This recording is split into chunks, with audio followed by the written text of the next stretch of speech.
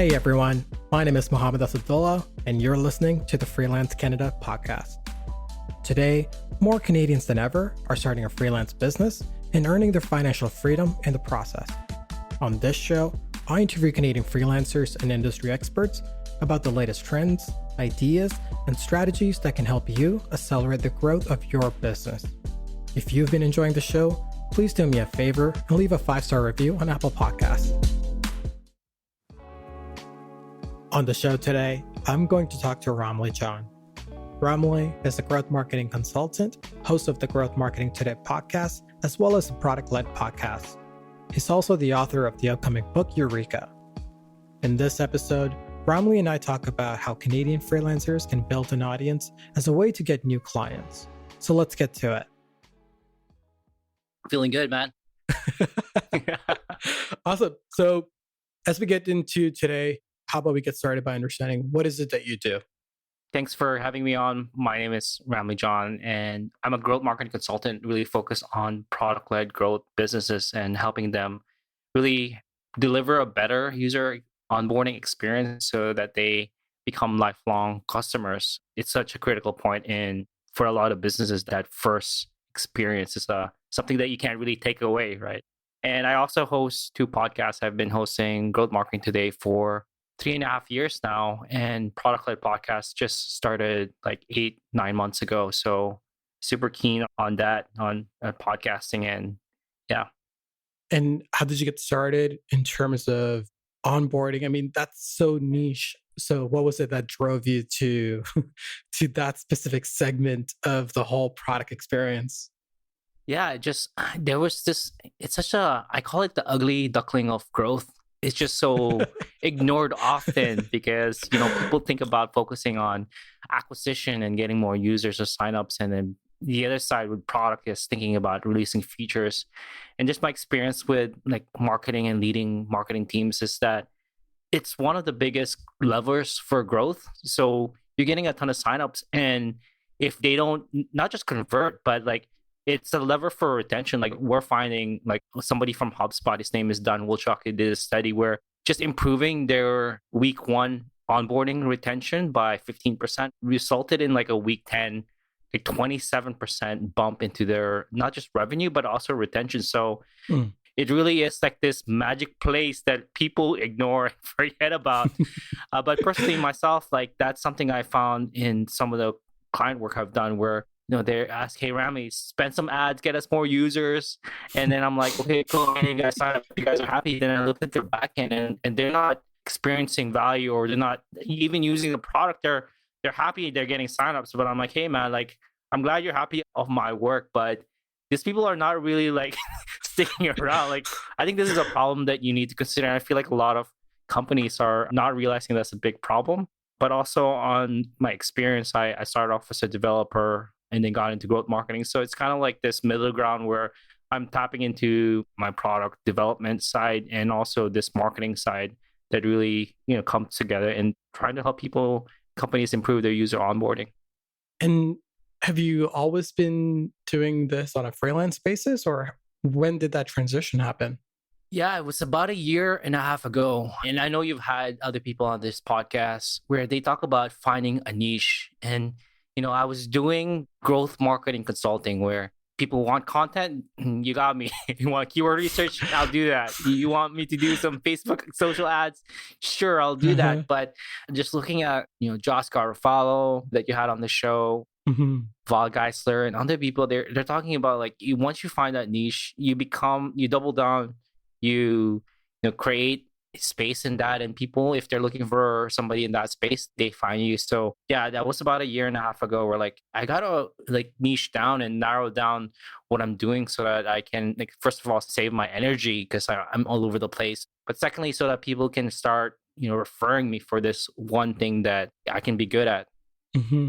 And I guess I'm trying to think back and seeing, you go from being a developer to focusing on the user onboarding aspect of it, and assuming you were working at a company full-time, but at some point you decided you're going to do this on your own and become self-employed. What drove that change for you? Yeah, I actually quit my job to start a company. And, of course. Yeah, I had enough savings. It was not a freelance job. It was this startup, this tech thing. Moved to Waterloo, where like all this things were happening.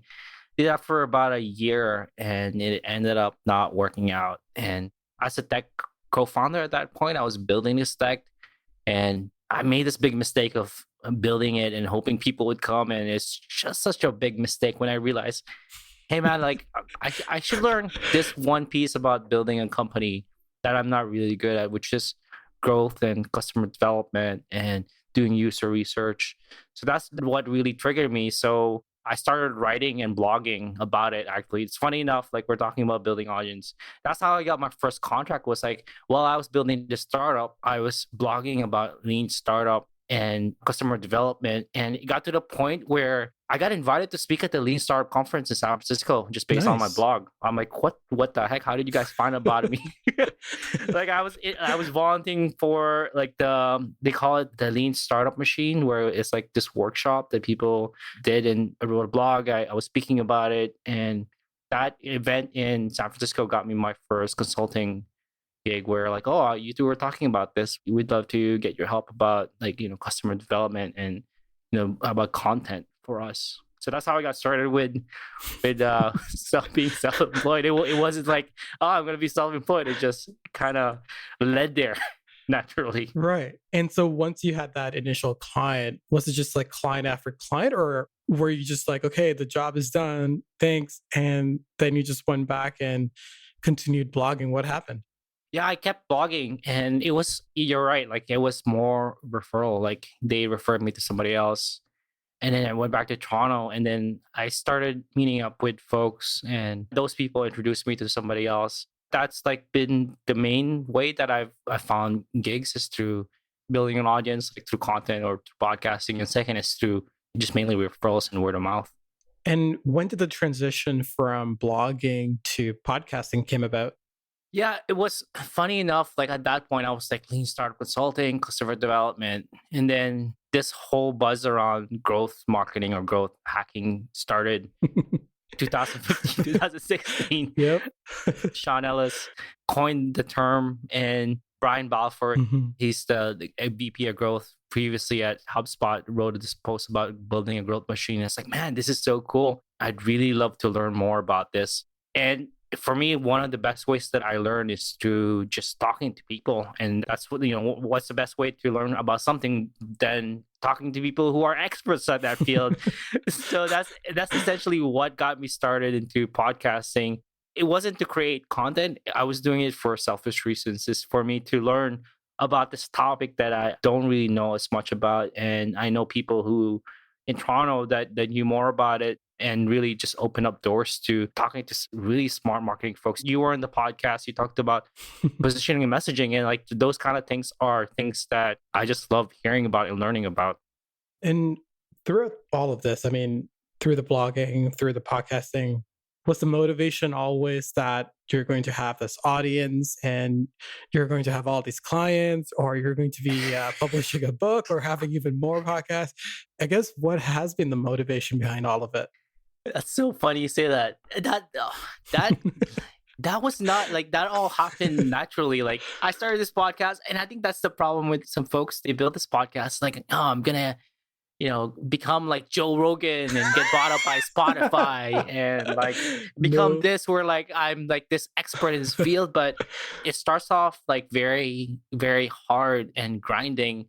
And for me, the motivation then, it still is, my North Star for every episode is, did I learn something new? Did I learn something new about marketing? Did I learn something that I didn't learn about? Mhm. I've had people on the podcast talk about like TikTok advertising and marketing. I don't know TikTok. Like I'm not like a pre-millennial or whatever, or that age group. But this person was just knows TikTok, and they were just talking about that. Like I didn't know positioning as much before I talked to April Dunford. Like that really is my main motivator, is did I learn something new? And the audience and the referrals and the sponsorship, like, and building this audience, it just happened along the way that surprised me. And you mentioned that it was a grind building that audience. Can you tell me what have been some of those pain points when you've been building or at least getting that audience? Yeah, I think this is a lesson that I learned. And I'm happy that my metric of success, or my success North Star, was what I learned.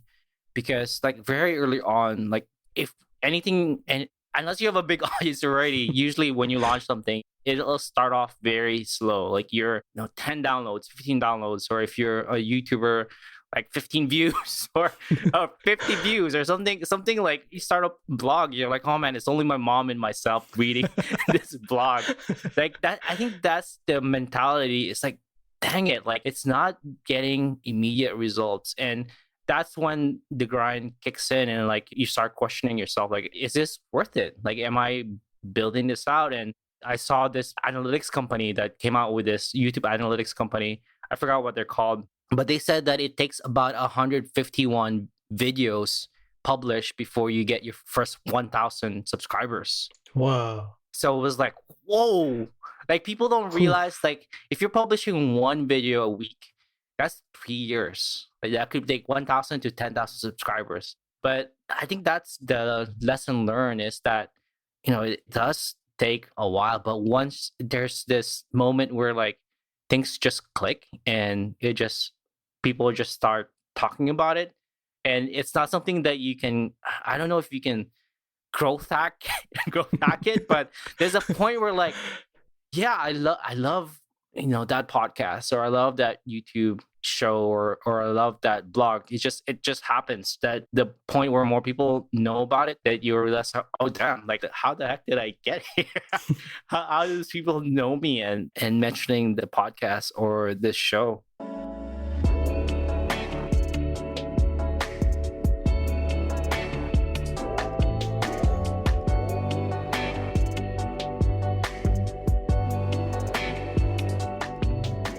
I guess as I digest all of this, and I'm also reflecting at, it's like, yep, it's like been running Freelance Canada now for, I think it's been 3 months, I suppose, or something of that sort.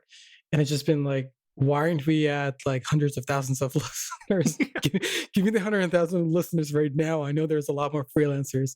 Uh, but at the same time, I also recognize my strategy behind Freelance Canada is a bit different, and it's very intentional in that sense. So that's also good. But going back to you, you mentioned that you started off blogging, you started creating this content, you got invited to a conference. At the conference, that led you to another gig. At some point, you started growth marketing around 2015-ish or so. And that podcast itself has just been a long grind. How has building all of this audience created opportunities for you? I mean, getting a gig is one, speaking at a conference is another. What other opportunities have come up since? Yeah, the other big thing that's come up is just meeting people. And I don't want to say it, there's people that you look up to. Yes.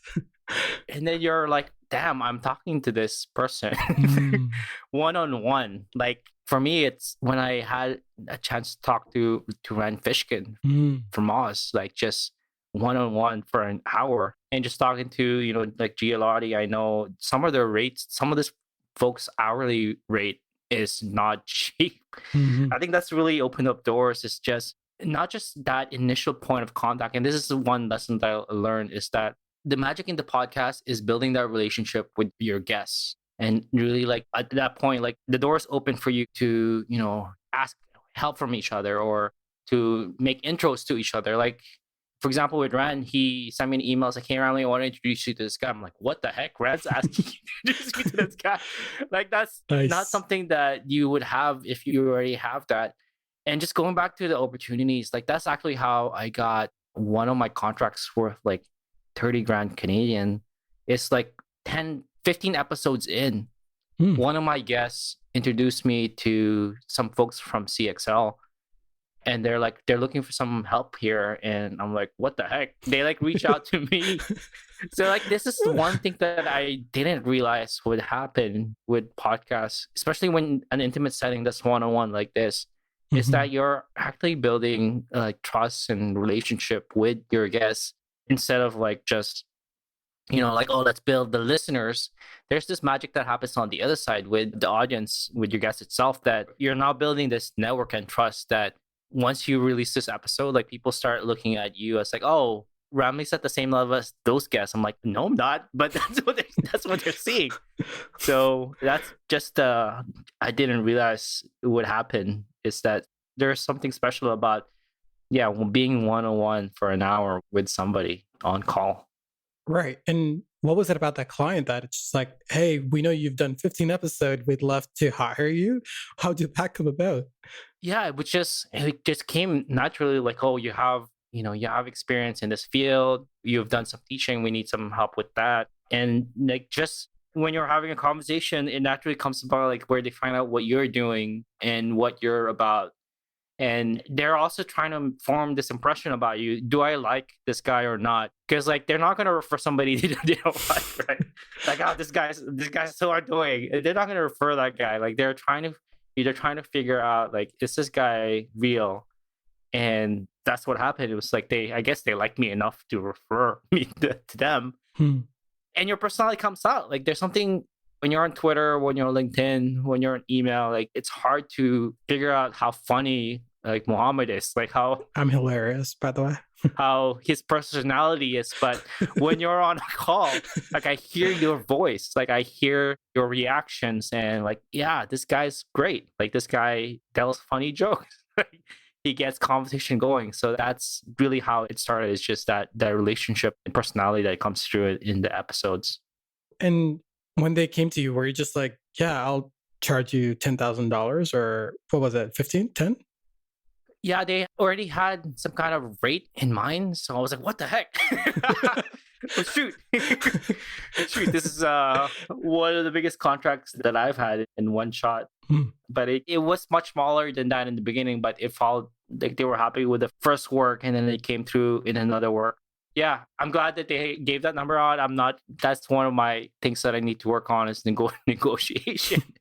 And what's his name? Shoot, I'm losing my mind. There's another copywriter that Just Garofalo works with that like released a course around sales and like selling for consultants. But yeah, I'm glad they just gave me a number because I would have probably sold myself short. Oh, wow. So I suppose now it's been 5 years.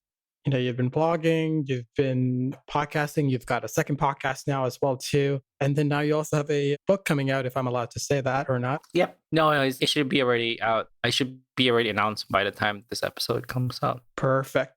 Awesome. So all this time that you've been doing it, you know, it's one thing to just show up and keep doing it. And maybe that's all it is that's needed. I suppose, what are some techniques that you've also used over the years to help you grow that audience further?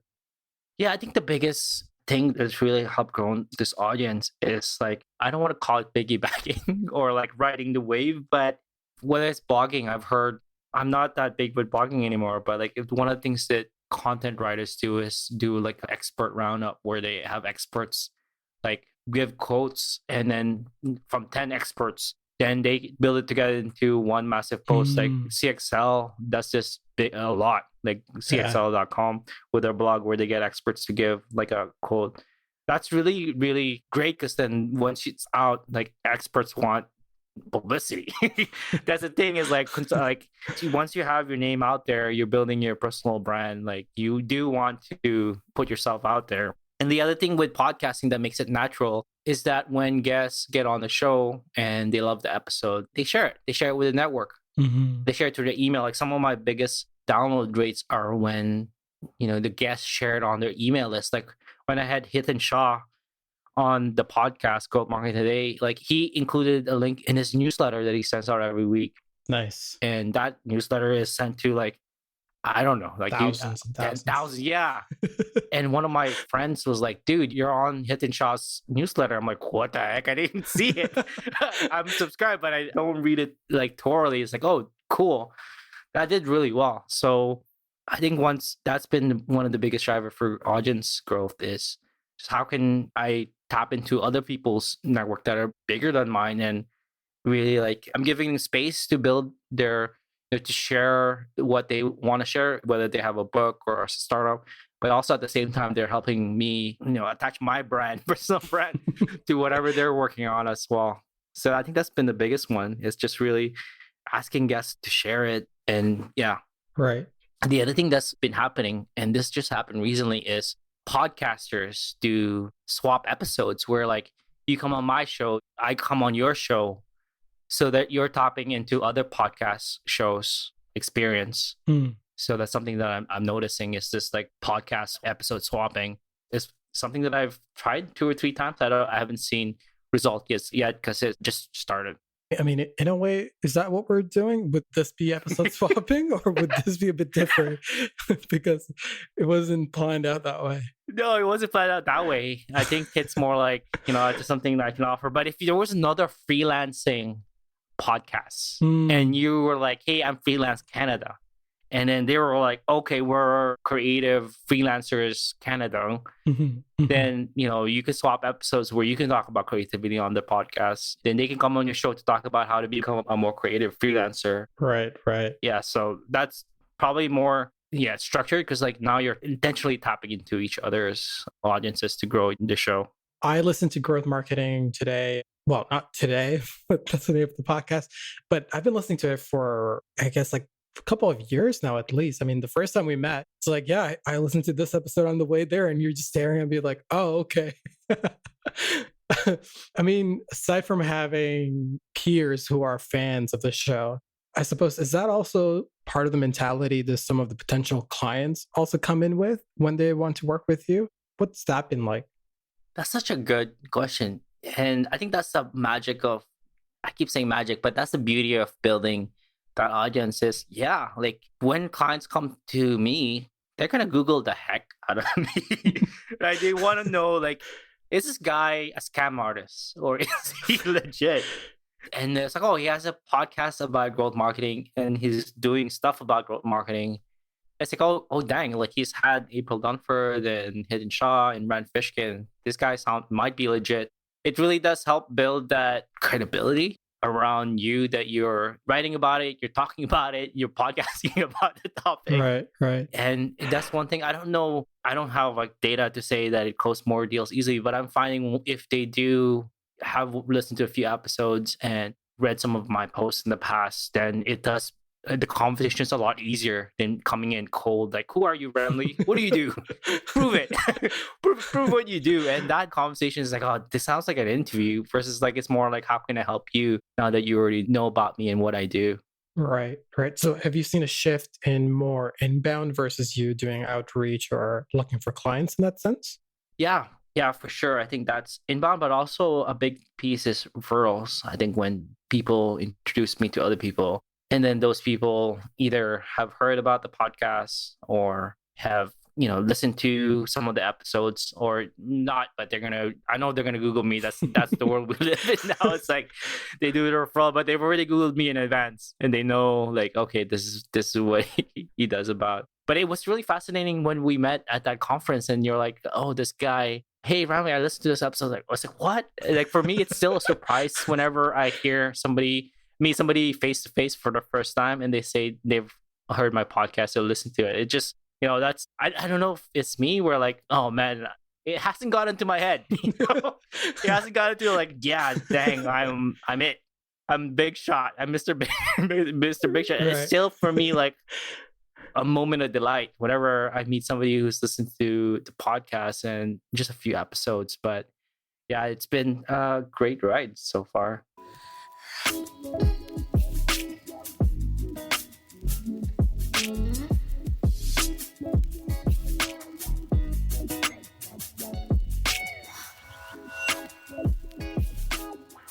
I suppose as you say all this, to me, it's almost as if your podcast has become your resume in a sense, right? Where it's like, why would I look at this person's LinkedIn when I can just pretty much look through your website and be like, oh my God, he's interviewed all these people and look at all these episodes for all these years.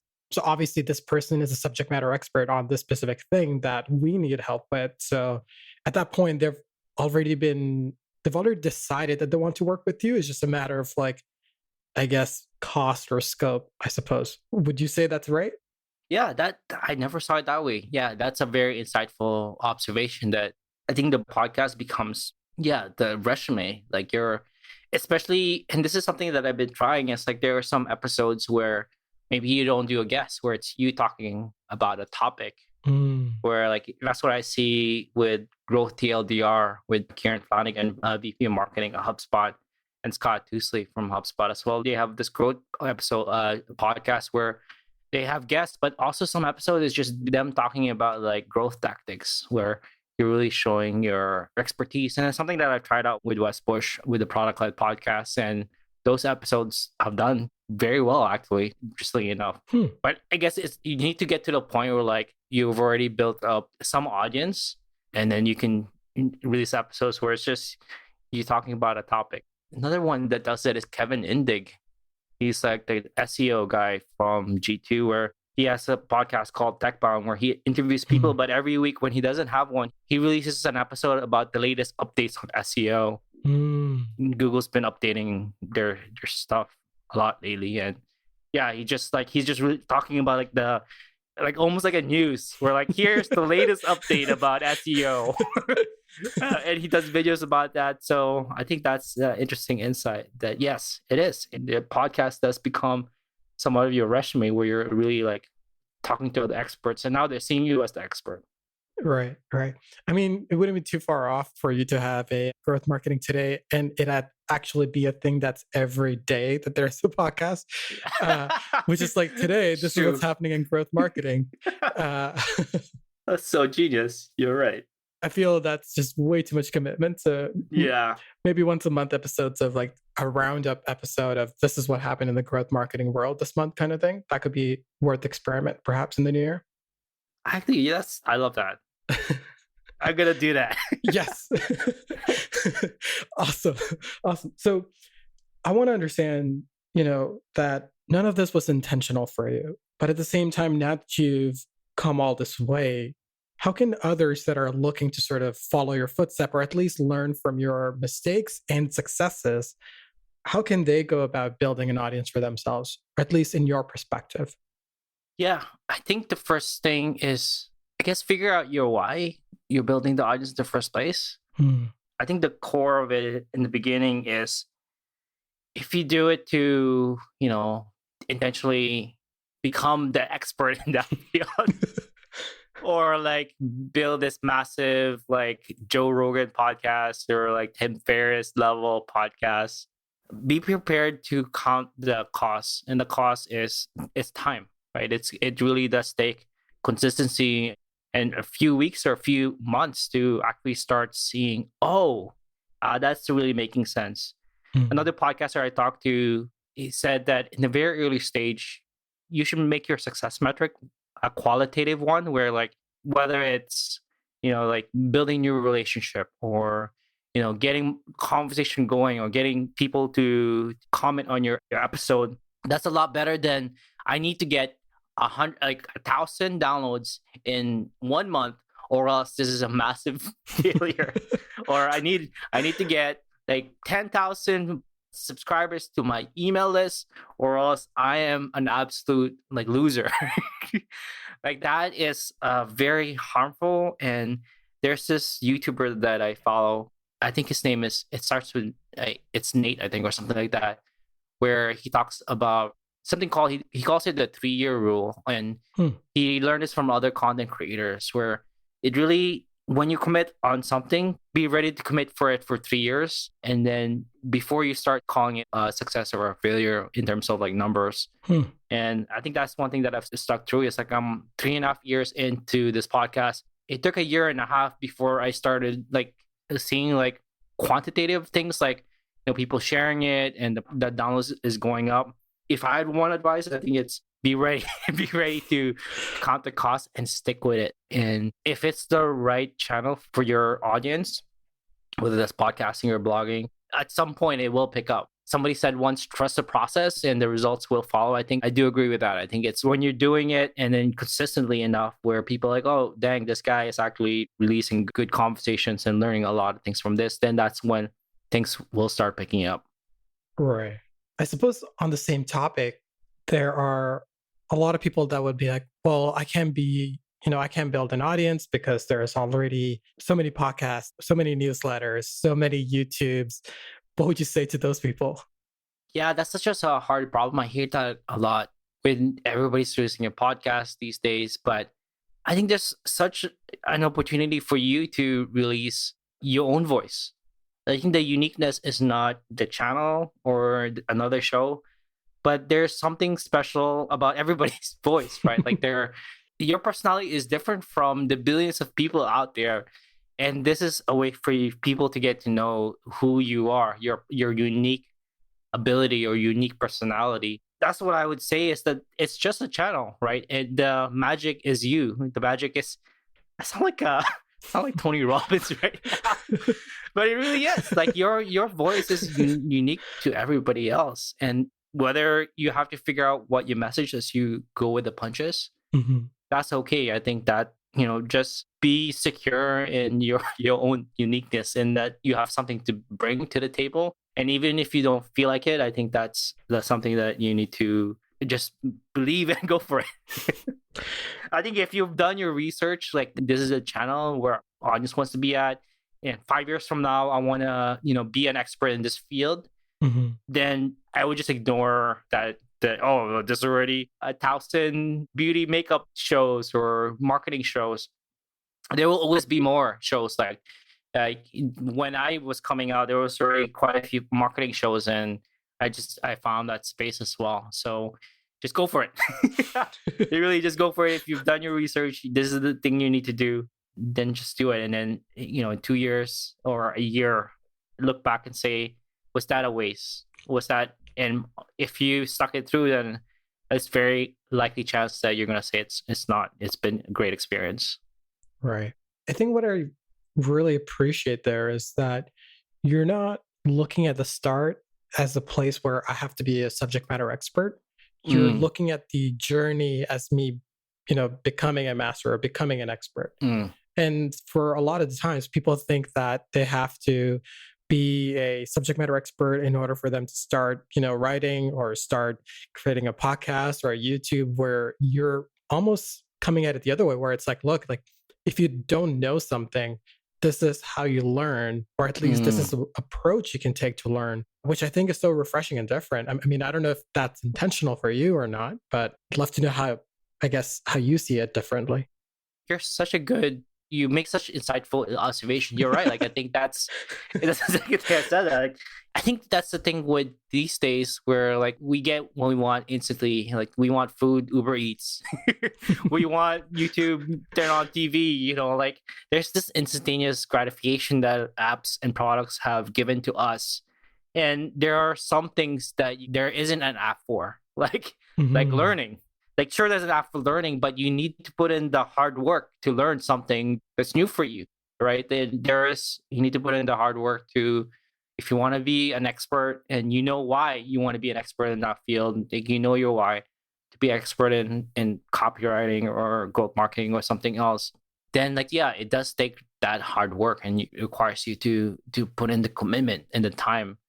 So yeah, I'm with you there. That got to look at this as an opportunity for you to, not just a way to build an audience, but for you to the start of a journey, personal journey, right? Like this is a journey for you to, whether that's, to grow as a person. Like at the end of the day, that for me, one of my success is like, have I grown? Have I learned something new? Have I moved forward as a human being? Have I moved forward as a professionally, personally? And if not, then what do I need to do differently? Right. And talking to people is one of them. Is like connecting with people is a big thing for me as a definition of growth. And really like learning new things is also a really big thing for me for growth. Love it. Well, Ramli, I think this is a great place for us to wrap up. I'd love to know where people can find out more about you and your work online. Yeah, you can find my podcast at growthtoday.fm for Growth Marketing Today, or you can just look for Growth Marketing Today on the podcast app that you have. Also, if you're interested about learning more about stuff I do for product-led companies, you can go to productled.com or onboarding teardowns, where you do teardowns of user onboarding experiences. Oh, and also Twitter. That's how we connected. Actually, we connected on that conference, but very active on Twitter at Ramli John, and LinkedIn as well, Ramli John. Perfect. Well, I'll be sure to include all of those links so people don't have to worry about it. But Ramli, I really appreciate this opportunity to learn from you. Thank you so much. Thank you so much for inviting me here, Mohammed. Well, that's our show for today. If you liked Freelance Canada, then be sure to subscribe to our newsletter by visiting freelancecanada.fm. You'll get access to all of my personal notes, as well as book recommendations about the topics discussed in the episode. Now, you will not find any of this on our website, so be sure to subscribe if you don't want to miss out. As with most podcasts, you can listen to every episode through Apple Podcasts or wherever you get your podcasts. It would mean a lot if you could leave us a 5-star review. It would mean even more if you shared our podcast with another freelancer so it can help them in their journey too. Finally, if you're tired of leaving money on the table because you don't know which of your expenses you can write off, then sign up for Benji. You can start your 90-day free trial by visiting betterwithbenji.com, because freelance life is better with Benji. Thanks for listening.